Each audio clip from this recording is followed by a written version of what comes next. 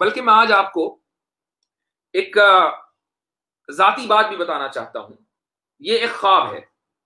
اس خواب کا کچھ حصہ تو مجھ سے متعلق ہے، وہ میں آپ کو نہیں بتاؤں گا، لیکن ایک حصہ اس شخصیت سے متعلق ہے جس کا آج انتقال ہوا. وہ حصہ میں ضرور بتاؤں گا چونکہ ان کے شاگردوں کے لیے یہ سامان تسکین ہے.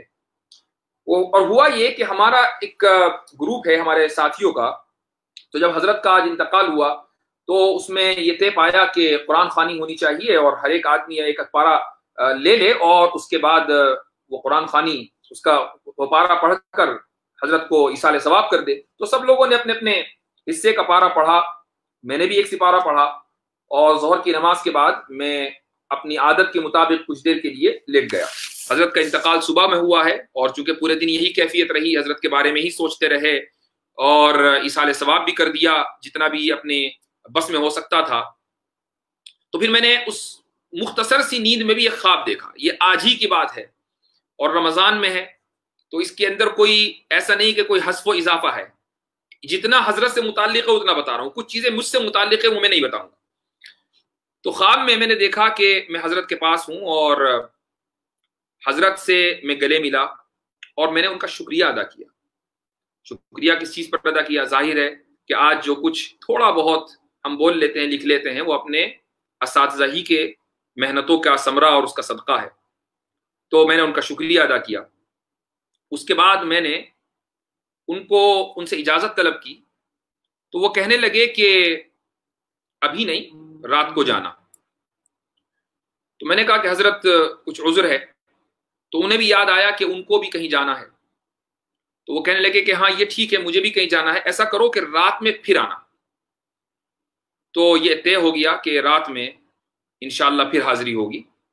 اور اس کے بعد یہ کہہ کر حضرت کپڑے بدلنے جانے کی تیاری کرنے لگے. اور حضرت اس وقت بہت کمزور ہیں، گویا کہ بہت سخت بیمار ہوں. میں باہر آ گیا جب وہ کپڑے بدلنے لگے اور باہر آ کر انتظار کرنے لگا.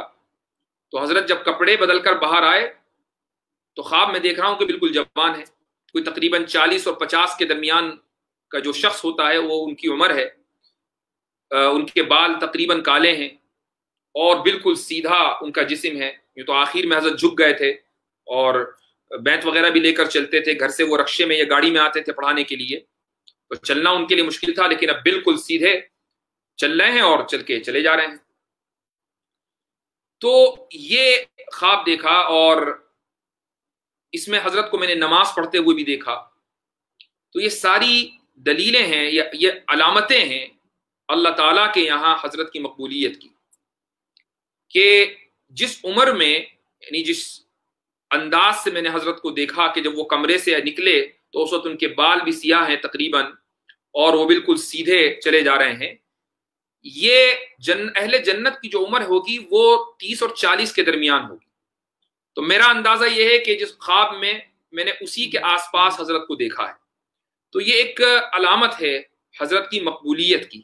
یہی آیت ہے وَأَنَّ سَعْيَهُ سَوْفَ يُرَىٰ کہ اللہ تعالیٰ آج یعنی ابھی ان کی تدفین نہیں ہوئی تھی کہ ان کے کچھ شاگردوں کو، اور شاگرد بھی نالائق والے شاگرد، ان کو اللہ تعالیٰ خوشخبری دے رہا ہے اور اللہ تعالیٰ کی طرف سے ان کو یہ خوشخبری دی جا رہی ہے کہ حضرت کا مقام اور ان کا درجہ، ان کا مرتبہ کیا ہے.